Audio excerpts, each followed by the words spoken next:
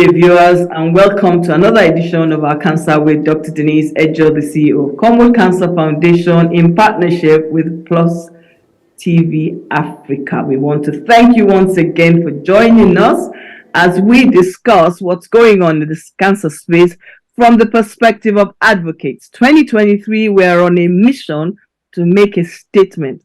Cancer advocates and cancer patients will be the drivers of our conversation throughout the year. Hopefully, we will get through to all those that are in our positions and are battling with this disease, and those that have come out of it. They're going to give us some insight. So today in the house, I've got two powerful advocates from two very different perspectives. I want to thank you, ladies, for joining us. So today, what are we talking about? The cancer advocates' contribution to closing the care gap. First, we've got in the house Tiwa Onosonya. Tiwa Onosonya is a publisher, mindset stylist, philanthropist, and the founder CEO of Exquisite Magazine Cancer Care Foundation. Woo! I didn't even know that that's who you are. All right, then, welcome. Welcome on the space. So we then have in the house Olabisi Oladino, a breast cancer survivor. Olabisi is the founder of Win Cancer Foundation. Win Cancer Foundation's mission is to support cancer patients and survivors, including their caregivers, to provide emotional counseling support, respite, including financial support. Oh wow! Thank you very much. You see, when you have powerful women in the house, we have to recognize you guys, man. So today we're going to be talking about the challenges. February 4th is the World Cancer Day, and the theme of World Cancer Day is closing the care gap. Now, both parties or all of us on this platform are in one way funding, supporting, or stakeholders in the discussion on what constitutes closing the care gap, especially as patient or patient advocates. So let me read out something that has just been posted in the last 24 hours. The UICC, now the UICC is the Union for International Cancer Control president, has highlighted a very big concern that I think the world needs to be aware of, and Nigeria needs to really take cognizance of what is going on. In January 2023, it has been stated that there are an additional 1.8 million people diagnosed with cancer globally. I said January 2023. This is 2023 January. Yes, we're now entering February, and this is what we're hearing. And sadly, in the same January, this is January 2023, around 900,000 people have already died of cancer. Welcome to our conversation about what is going on in our space. So briefly, I want us to share your cancer story. So when I use the word cancer story, I have an advocate and a cancer patient. So a cancer survivor. Let me start with the cancer story of Bisi. All right. Good morning, everyone. I'm here in the United States. It's still morning. So my story is a very interesting one. I was diagnosed with breast cancer at the age of, I think I was 26 or 27. 26. It's been 14 years now. The first in my family, so there's no history of cancer in my family, not any kind of cancer. When I got my so at the age of 16, actually, I did discover a lump on my left breast, and we had a lumpectomy, and it was benign. And then when I discovered the lump on my right breast so many years ago, I went through chemotherapy, lumpectomy, and radiation. 5 years later, the cancer returned, and at that time, I decided to go through mastectomy. The first time that I had this cancer, no one talked to me about mastectomy. If I did have that option then, or if I was aware of it, I would have opted for mastectomy. But it was less awareness. I was in panic. I just wanted to survive. So I was in survival mode, and whatever it is that my doctor said, I was going for it. I never did any kind of questioning, didn't do a lot of research, because as far as I was concerned, cancer was a white person's disease. So when it hit me, I was like, oh my God, when I'm Black, and in the whole process of all of this years, going through this journey, in researching and getting more information about cancer, I realized that it was very important to, first of all, create the awareness. So awareness was the first thing that brought wound cancer up. And as I was getting into the awareness, I realized that there was a lot of needs outside of awareness. And so that's how we bettered wound cancer. So that's just brief. There's a lot of more story behind that, but just to be brief. No, but actually, that is an interesting start to the conversation because you are breast cancer survivor turned advocate. Tewa, you are an advocate. You are throwing a lot of weight behind the advocacy. Why? What brought you to our space? What are you hoping to achieve? Maybe it's too many questions, so just try, and I will come back to some of them, I'm sure. Fantastic. Thank you so much. And I have to say that both you ladies are warriors. You are fighting the fight and you are winning. So I'm very, very I'm congratulating you both. I'm very excited to be on here. So yes, I am an advocate, and people always assume that, maybe I have a story to tell or something's happened in the past, and that is why I'm strongly advocating, especially for cervical cancer. And it's just because I feel like I am blessed to be to have been in a culture where, as long as you're sexually active or you get to about age 20, 21, they force you.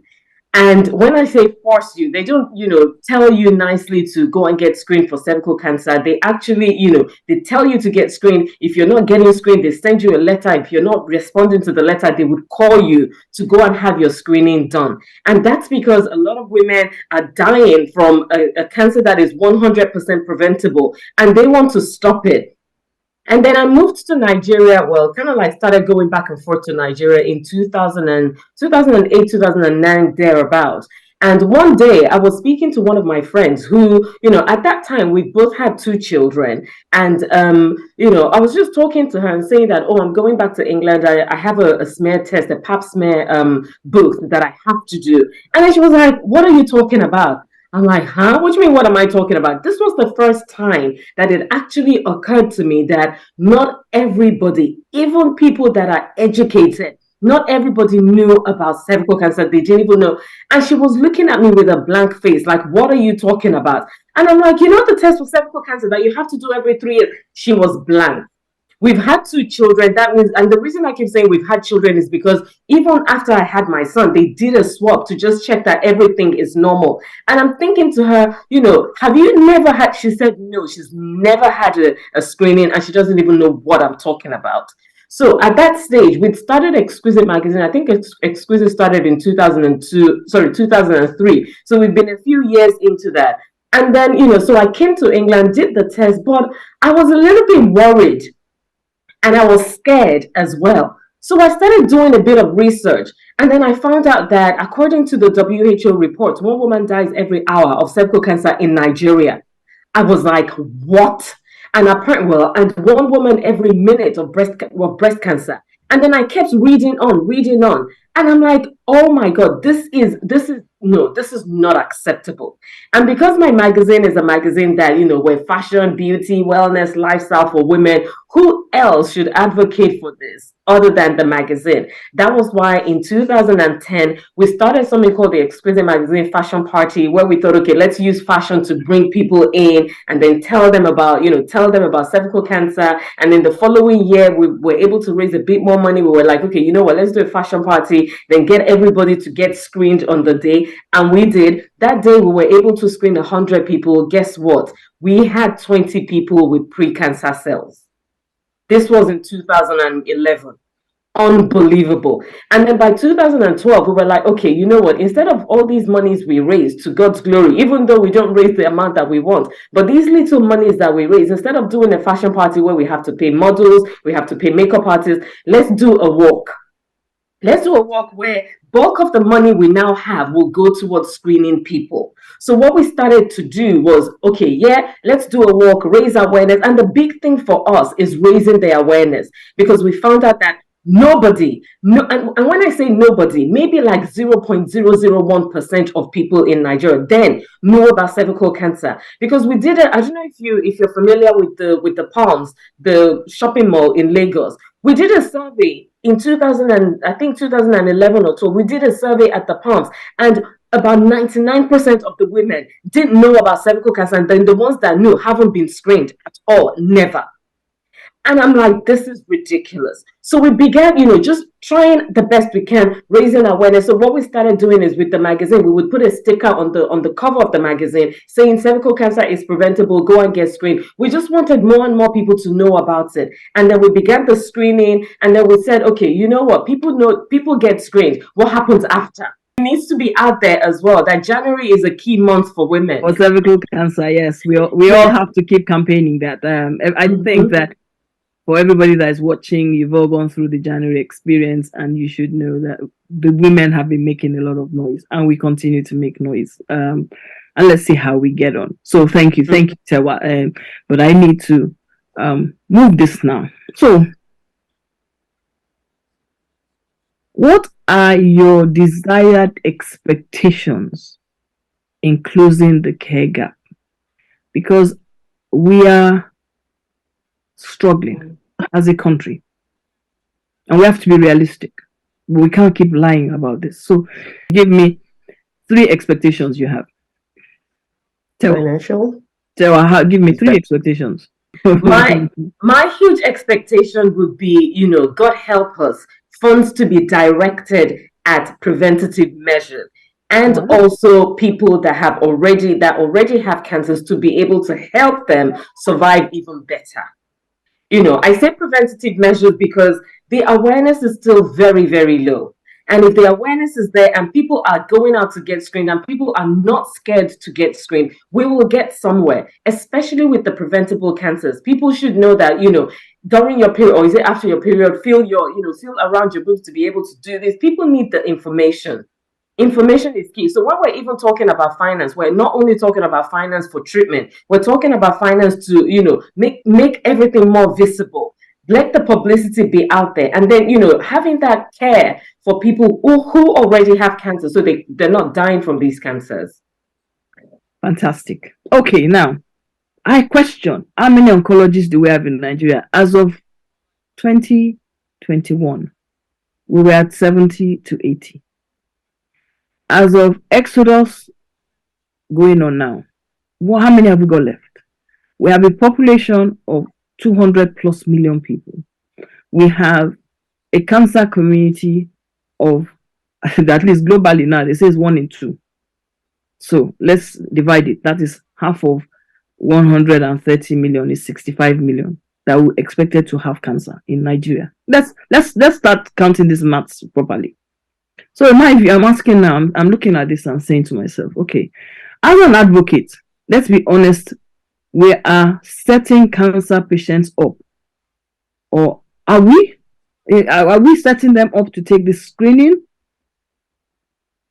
and then we can't do anything for them? Or are we setting them up to take the screening with the hope that funding will come from somewhere? And I'm very concerned about this because I've had to examine myself and ask the question, how do you feel? How would you feel if you were the one that went for screening, you knew you had cancer, and you knew that you couldn't do anything, when truthfully, you could have had many years not knowing, and if you found out at the very end, you don't have money to pay for it. I'm just throwing thoughts into the public air now. You understand? Let's reason it out. This is not, we're not having the program because we want to just have a chat. We want to address the key things. Okay, BC, please. So this is a very, very valid concern. So when I started Wing Cancer, I was on the same page as Tiwa, shocked at the fact that a lot of people were not aware of cancer. Like I said, even I, in the United States, felt like it was a white man disease. So you can imagine how many people have that same mindset as I did back home. So awareness was very important to me. But as I started the journey of creating this awareness, I realized exactly what you asked just now, Denise. Then what? What is the next stage? There's some people that, are you not better off just leaving them not knowing that they're going through this disease? knowing that you don't even know how to go further. The first awareness campaign that we did in Nigeria, Win Cancer Foundation, in a community, we discovered about 20 women that had breast lump. And then we had to send them off for further testing. We tried to partner with Lute at that point. There was an oncologist at Lute that we were in good communication with. And, we sent them out there. There was a lot of frustration. Some of them, because they were attended to, they never went back. A few of them pulled through. And this was all self-funded. Now, in between, I think that was the next awareness run that we did. There was a set of like 5 women, and that was in my community where I grew up in Ikeja. There were 5 people that had the lump. And out of those 5 people, we had one 16 or 17-year-old girl that had a lump. Now, the question was, how do we move forward with this patient? I was very, very particular about I needed them to go further, get the test done, if we had to do a biopsy. But it was very important to me that we had government-funded hospitals, which were like general hospitals, right? And we didn't get the support. We didn't get the support from the hospital in bringing in those people. So you can imagine, they didn't even believe that an NGO can be self-funded. So that was a big struggle. Now, the money in having to take care of 5, 6 patients that I discovered in that particular awareness program, I had to pour it into one patient because now I had to put age into, into the conditions. Like, she's a very young child. She has a lot in front of her. I would put the funds and supports in this person compared to trying, not that I'm saying that it's not valid that a 50-year-old woman has this kind of same situation, but then you have to start weighing it down because now money is being played and factored into all of this.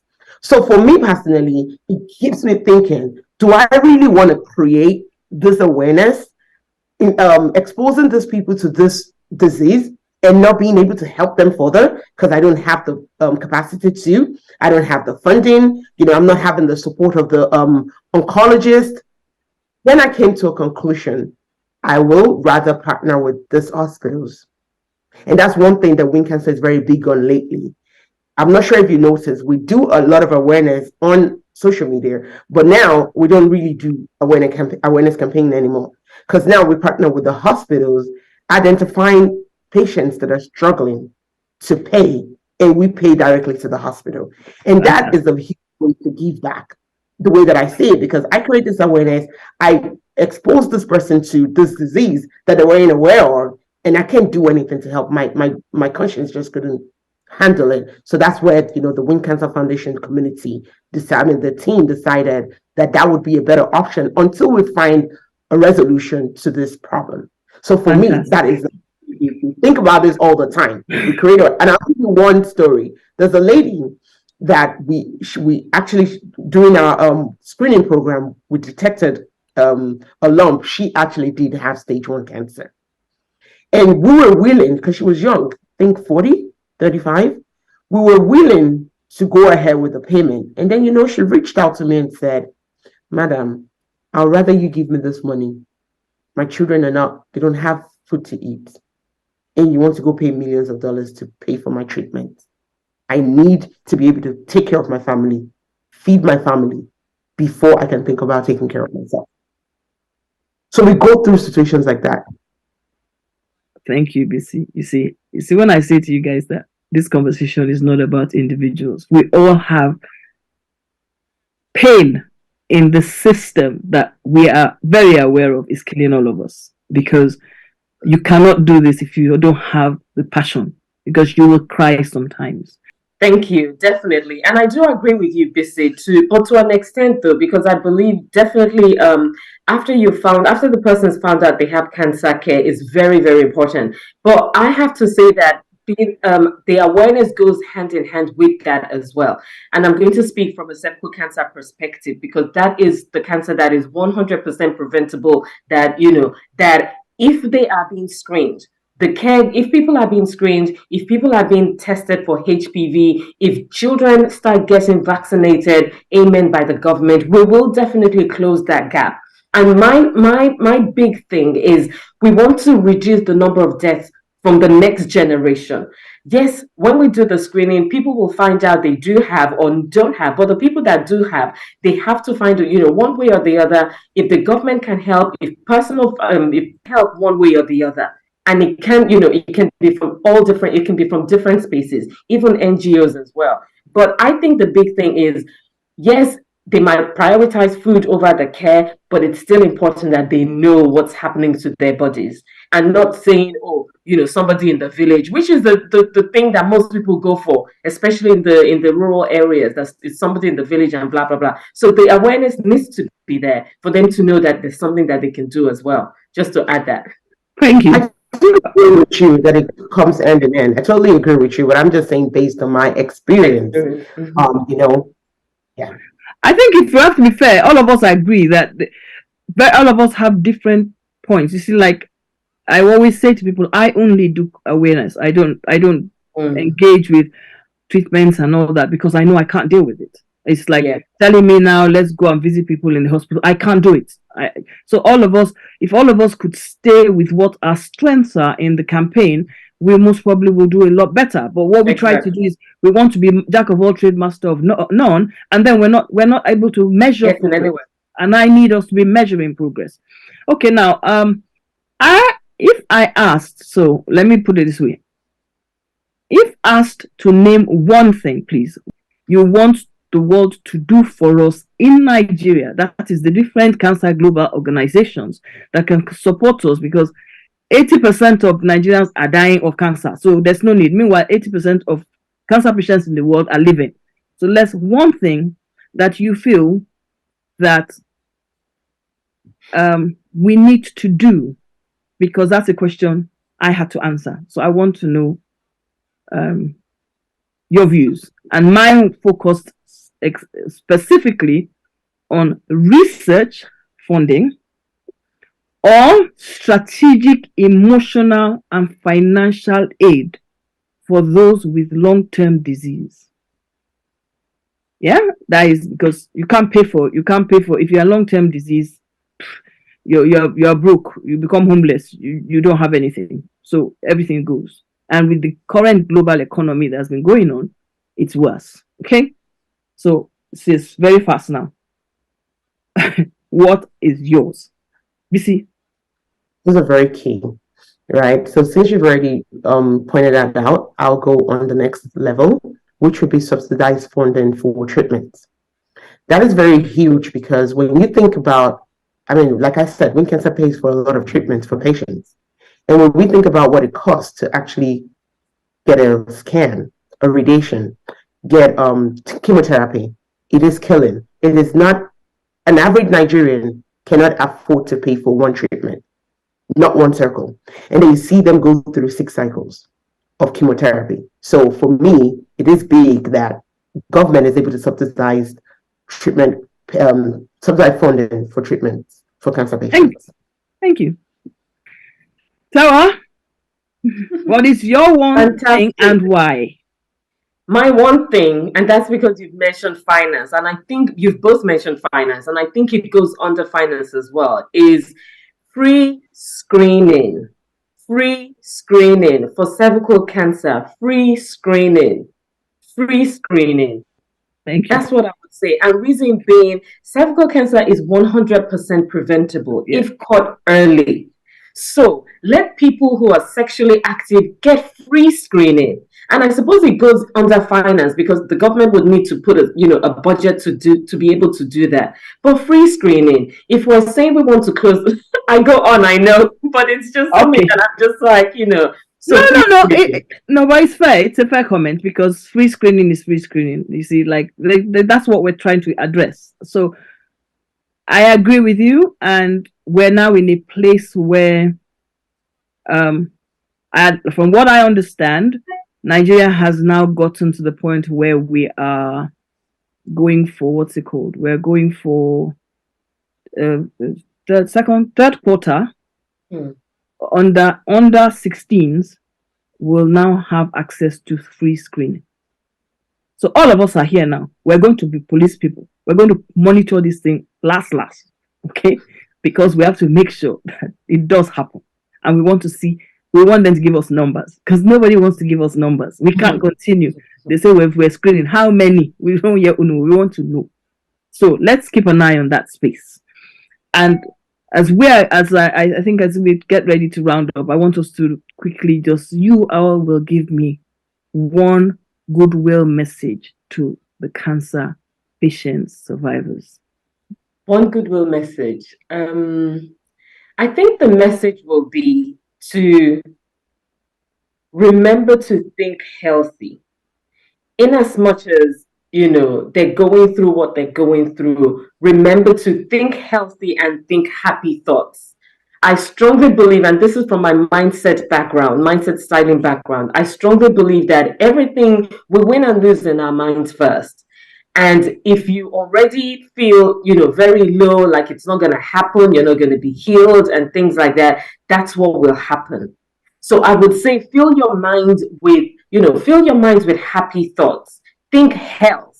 Think yourself healthy, and you will. And I loved what you said at the beginning, that you use comedy to just work with life. So one way or the other, just, find a way, find what works for you, and make sure that every single day you're living the best and you're living in that moment.